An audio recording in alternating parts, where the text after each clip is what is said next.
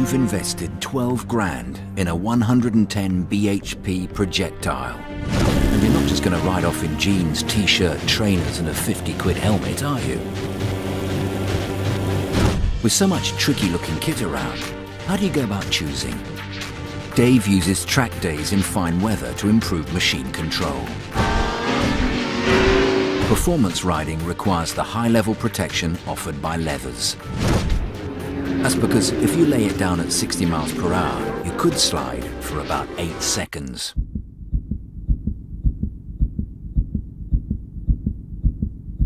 In that 8-second roll, the leather suit will save your skin with a couple of seconds to spare. Provided, and it's a big provided, it's made properly. Stitching is the first thing to go in a tumble, so it has to be double seam.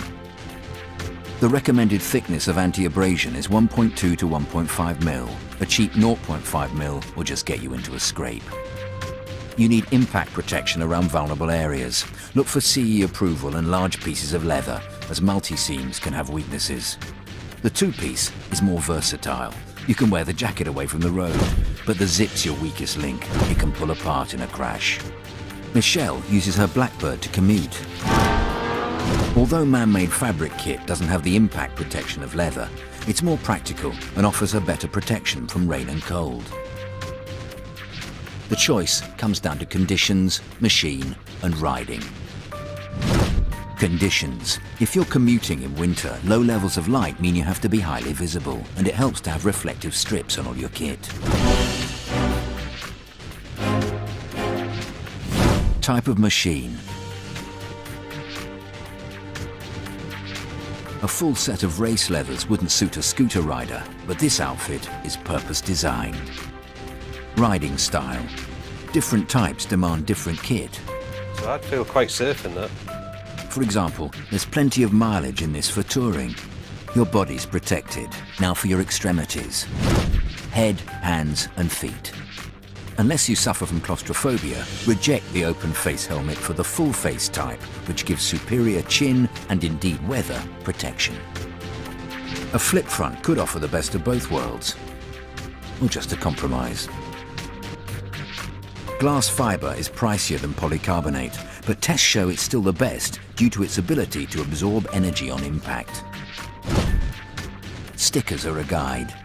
They show the lid has passed rigorous safety tests.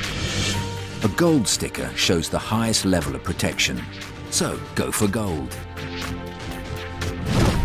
Thinking about checking your own lid now? If it's had any kind of knock, the real damage may be out of sight inside. Avoid borrowing or buying second-hand at car boot sales.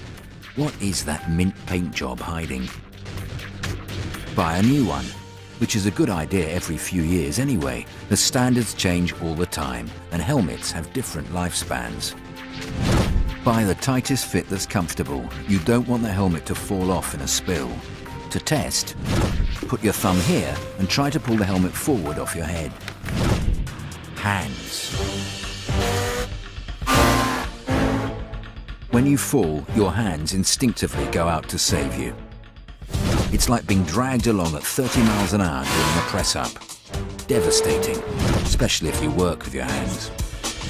Which is why gloves should have extra protection on the palms and double-stitched seams. Some have knuckle and finger protection too.